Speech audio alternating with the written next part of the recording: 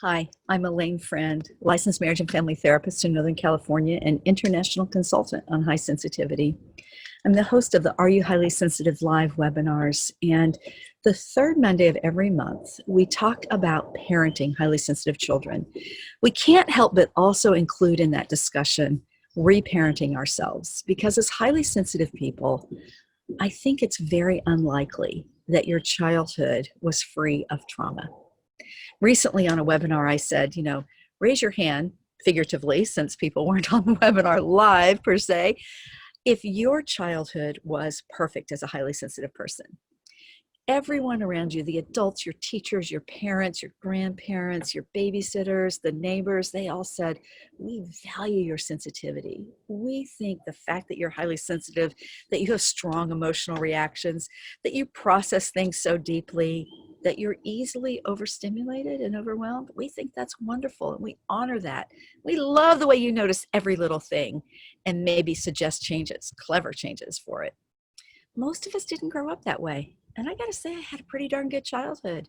Yet I found our world overstimulating and often traumatizing as a highly sensitive child.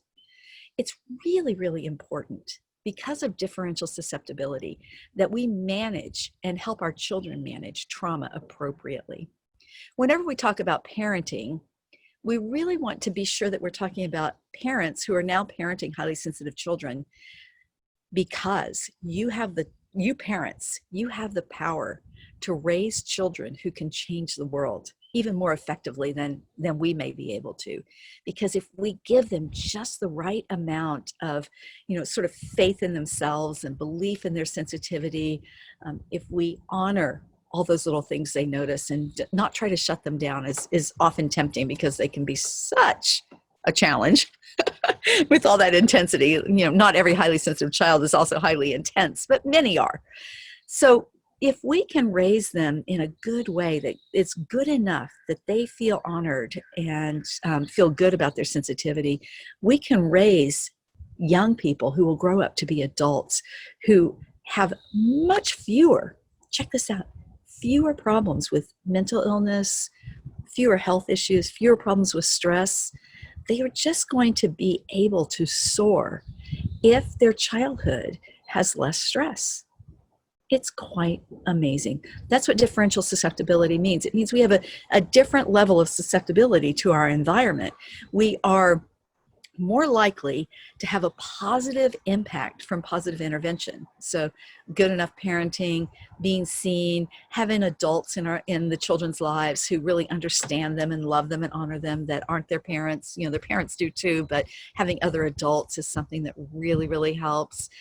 Having appropriate help and intervention when the family is stressed, like maybe during a pandemic, as we are right now in the spring of 2020, or maybe during marital conflict, or a loss or a death or an illness in the family.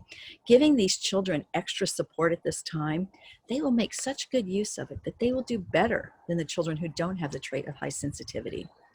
When children who do have this trait, who process things deeply, become easily overwhelmed, have strong emotional reactions and lots of empathy, and notice every little subtle stimuli, when these children with the finely tuned nervous system experience stressors growing up and they don't get support, they're actually more likely to develop anxiety or depression as adults.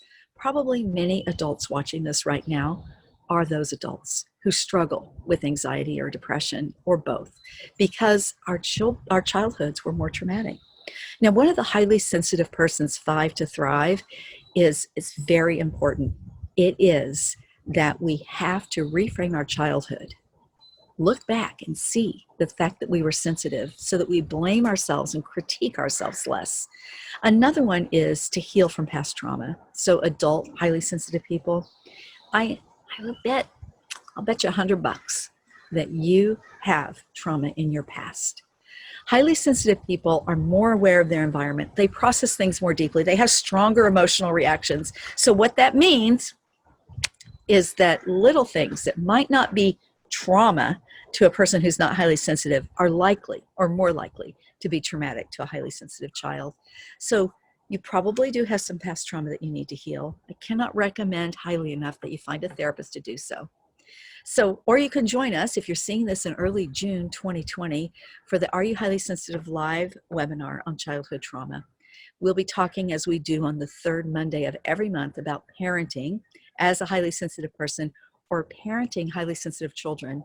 And maybe most importantly, reparenting ourselves, because no one's going to do it for you now but you.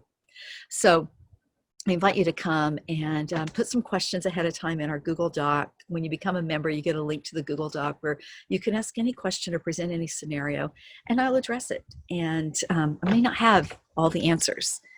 I know I don't have all the answers, but I will share my experience, strength, and hope. And when questions come up that I'm not quite sure about, I'll tell you. And then I'll go do some research and I'll send it out to you in a letter with the recording later, what I found.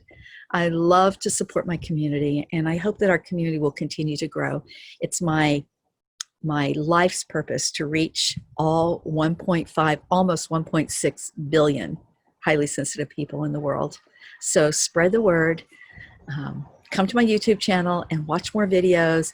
And also, I'd be happy to get an email or a contact from you on my websites, alanefriend.com, areyouhighlysensitive.com. And I would love to hear your questions, and I'll make videos about them. Thank you so much for watching. And please subscribe right below this video. Take care now. Bye.